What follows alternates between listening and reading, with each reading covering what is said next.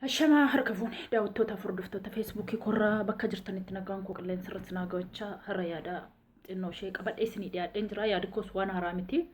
Waanuma yeroo ammaa feesbuukii irratti deddeemaa jiru ilaalchiseeti. Waa'ee alaabaati. Waan isiniin jechuu barbaadu jaroonni kuni warroo alaabaa kana uummatanii dhufanii kaayyoon isaanii beekumsa argachaa jiru jechuudha. Nummoo warri sagantaa keenya dhiisnee waa'ee isaanii sheer goonee kana jedhan sana jedhenne kaayyoo keenya dagannee kan isaaniitti deebinee jirra jechuudha. Arrabsuudhaanis yookiin kana jechuudhaanis wanti bu'aa fidu waan jiru natti fakkaatu.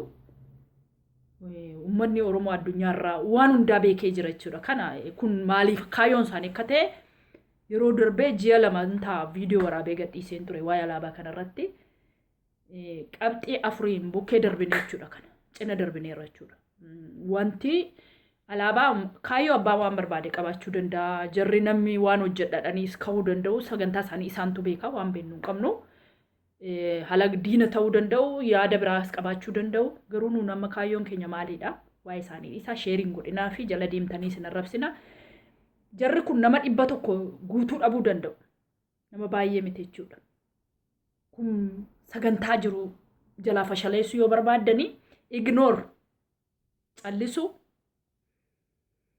kaayyoo mataa keenyaa itti deemsisu jechuudha. Yoo nama jalaa callisanii baqa namitti haasaa yoo jire mukatti haasaaree namni hin dhiisa jechuudha. Yoo isin kaatanii zarraaf jettanii maaltu ta'aa dhufa? Sabni biraa afaan Oromoo beeku amma nutti fayyadamuu jalqabachuudha. Arrabsoo inni kun kan arrabsaa inni sun sana arrabsaa inni sun sana jedha alaabaa sana qabatee kaateetu nuti kana jedhee nutti baay'ifata karaa nutti balleeffataa deema jechuudha. Kanaaf iyyuu tuffadhaati cina darbaa sheeriillee hin godhinaa hin arrabsinaallee tuffadhaa bukkee darbaa alaabaa miti namni kaayyoo kamiinuu qabatee yoo ammaan booddee nutti dhufe diina Oromooti gabaabaa matte jechuudha. Ala teenyee yeroo alaabaadhaa fi barcuma buusii irdaataa corachuudhaaf teenyu qeerroon laphee isaa dhiibee lubbuu isaa hidhee kan haadhi isaa arguu dhabdee guyyaadhaan hidhamaa jiru guyyaadhaan du'aa jiru reeffa guuraa jiru bakkee keessatti oomacha keessatti karaa keessatti caakkaa keessatti lubbuun ijoollee qeerroo Oromoo argamaa jiru har'a nuti alaabaa harkuma waaliitu yaadatee alaabaa nuu kaasa akkamittiin qabsoomnee akkamittiin tokko taanee kan Oromoo miti saba biraallee akkamittiin of jalatti hammannee kaayyoo keenya galmaan gaana jennee yeroo itti yaaduun nurra jirutti dudduubaa yaannee waan biraa keessa gaggaluu jechuun kun eenyudhaaf iyyuu gala kanatu madhiistanii gabaabsitee yookiin tuffattanii cina darbatanii gaariidha. Garuu ani har'a maal jedhu dubbachuun barbaada. Manni Oromoo yaadan qabu kana yoo deeggartu ta'ee sheer gochuudhaan obbo Jawaar Mohaammed biraan nu ga'a. Jawaar Mohaammed irratti dhiibbaa nuti gochuun nurra jiru ergi namni isa jaallate ergi namni isa deeggere ergi namni yaada isaa dhaggeeffate inni immoo dhiibbaa kana fuudhee dhaaba uummata Oromoo iddootti ijaaramee jiru irratti dhiibbaa godhee walitti akkuma ammoo OMN'dhaaf deemee jara walitti fidu jara kana walitti fidee dhaabni uummata Oromootiif dhaabbatee jiru kan nuun deeggaruun irra jiru kana jedhamee voot godhamee sagaleen biyya hundaadha akka nama korboo qopheeffatee jirutti bilbilaan biyya jirurraa Awurooppaa keessaallee biyya Arabaatiillee saba kana deeggara kanatu nuuf ta'a jennee voot goonee uummataan filatamne dhaaba kana deeggarannee dhaaba tokko jalatti gurmoomne gara fuulduraatti qabsoo kana galmaan ga'uuf haala mijatuun karaa ittiin deemnu akka goonuuf Jawaar irratti dhiibbaa gochuu qabna jechuudha. Yeroo ammaatti sagaleen dhagaamii qabu Jawaaritti illee innillee paaworii jaalala namaa qabu kanatti fayyadamuu qaba nullee Jawaaritti fayyadamuu qabna jechuudha. Haala kanaatiin tokkummaa keenya uumne kan isaanii dhiisa achumatti dhiisa abbaan barbaadecha uumu abbaan barbaadecha fiigu damee baasu amma yeroon itti alanfatanii halal alalshatanii isa galabaatee keessaa gatanii isa gaarii ta'e furannuudha jechuudha. Torbee tokko tun jedhin torbee lama tun jedhin walga'iin atattamaa gaafamte uummata Oromoo beekaa Oromoo walitti fiduudhaan beekaa Oromoo immoo dookumentari irratti hojjechuun jibbiinsa agarsiisuuf uummata irraa gatuuf beekaa akka inni ta'e yoo beektan dogongora duraan illee onni qabaate beekumsa guddaa yoo inni qabaate cimaadha nama keenya keessaa yoo ittanii yaaddan hojii keenya irratti bobba'ee akka inni fuulduratti nuu deemsisuuf ijoollee jenereeshinii jalaa kaatee wajjin hirsiisuudhaaf sagantaa baasa. Uummata Oromoo wal jibbisiisuuf utuu hin ta'in walitti fiduudhaaf qabsaa beektota baay'ee qabna. Nama barate hedduu qabna. Walitti fidaati yeroo gabaabaa keessatti nu dhageessisaati isee ilkaan nutti qarattu ilkaan seerratti doomsaa jechuudha. Dhaabi keenya ammaan booddee isa kana alaabaan keenya kaayyoon keenya isa kana jedhee hirbu walii galee waadaa walii seenee ilmaan Oromoo fuulduratti qeerroof illee hamilee akka ta'e jabaannee wal duukaa akka deemaa jirru uummata agarsiifna jechuudha. Tokkummaan gumaa Oromoo gumaa warra du'eetiif waan jedhu tokko sila sheer godheen ture. Tokkummaan keenya akka nama gumaa warra du'ee baasee jechuudha.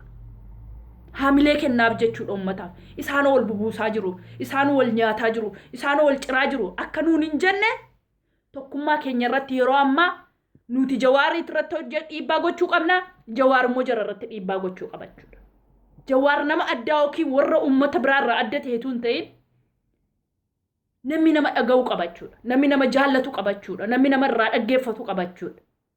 Kanaaf ergi Waaqayyo isaaf adda akkasii kenneefi inni sanatti gargaaramu nummoo isatti gargaaramne uummata keenya kana tokko godhanne ija keenya kana sirriitti of fuulduratti ilaaluun nurra jira jechuudha. Kanarratti hojjedhaa waa'ee jara kanaa akka nama du'aatti 4 pointiidhaan cufaati bira kaa akka nama waan du'etti gataa jechuudha. Waa'ee isaanii naasa'inaa jechuudha.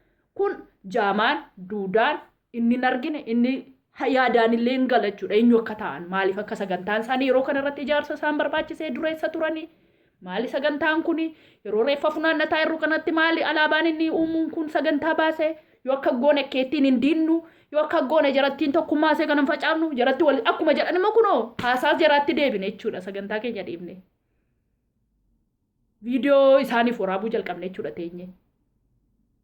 Kanaafuu please rabbuma keessanii jedhaati tokkummaa irratti hojjetamu akka kanaan dura yaada kanarratti na deeggaraa sheer godha akka uummanni Oromoo dhaaba keenya isa kana jennee beeknee deeggaruun nurra jiru isa kana jennee iddoo tokkotti iddoo iddootti isa sanatti qooda ta'u iddoo tokkotti akkuma ammoo OMN iddoo tokko jiru dhaaba keenya amma isacha cuunfame keessaa bee dhaaba tokko filachuun dirqama keenya jechuudha.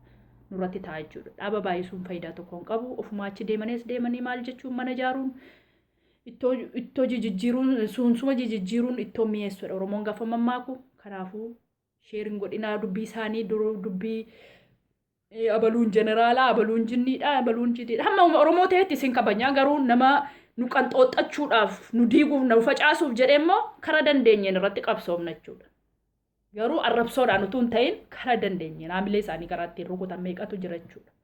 Kanaafiyyuu viidiyoo waraabanii yeroo isaan Jawaar akka jedhanii akka namni Jawaariin jaallatu iddoo beekaniif dirqama Jawaariin qabachuu turreera jechuudha. Jawaariin arrabsuu turreera ittiin beekamuudhaaf. Uummata addunyaa irratti of dhageessisuudhaaf. Biyyi guddatte koosanii fooq irraa kufee of beeksisa. Isaan immoo isa yoo xooqanii yoo isaan rabsan malee surriitti namni dhagee walirkaan bubbutu iddoo ta'eef atteenshinii barbaadu iddoo ta'eef atteenshinii isaanii galmaan geessan kaayyoo isaanii jechuudha. Si warri jala deemtanii sheerii gootaniif. Walumaa gala kun warri kaayyoo akkasii qabdanis akka milkoomne beekaa. Nuti immoo akka milkoomnuufi kaayyoon keenya kan dhaabaati maaltu kan uummataa godhee jedhu. Amma alaabaan Oromoo kuni kan dhaabaatillee uummanni Oromoos qeerroonis kan irratti dhumaa jiru jechuudha. Nama waan tokko kaa'ame fixeerallee saayitii koo namni booksii warri biyya guddatte booksii ala kaa'ee dogongora keenya as keessa nuu kaa'a jedheetu dogongora isaa beekkata jechuudha. Maal utuun isin ta'e maaliin godha? Alaabaa makananii alaabaa 10 isa isin baattan kan wal bira ka'e kamiin barbaaddu jedheen uummataaf dhiyeessa. Gaafa akka jettanii uummataa dhiyeessitanii persentiidhaan kaa'attanii kana ta'uu turre jira. Bakka kun kufi kun darbettanii lafa kaa'uu dandeessu. Body language feeling namaallee ilaalaa wanta namni yaadu akkaataa namni wanta namni itti gammadullee yoo inni ilaallee eessallee deemnee ga'uu hin dandeenyu jechuudha. Yaadi namaa kun hammam fudhatama qaba. Yaadi namaa maal irratti maal nama deeggara jettanii peejii garaagaraarra ilaaltanii gochuuti isinirra jira jechuudha. akkuma sinni wanti sinni bummoo warrootni sagantaa kana furattanii dhuftanii dhugaa rabbi warra haasa'u kana nan arge waa'ee moo maqaa Oromollee quba an qabdana sagantaa Oromollee warra quba hin qabneedha jechuudha warruma kaleessa lafuma kee hophedee malakaa keenatti fakkaattu galatoomaa waan dhaggeeffattanii fi sheer walii gadhaa injifannoon kan qeerrooti tokkummaa keenya irratti Jawaar akka nu hojjetu abdiin godha galatoomaa irratti jabeessaa isiniin jedha nagaatti naa tura.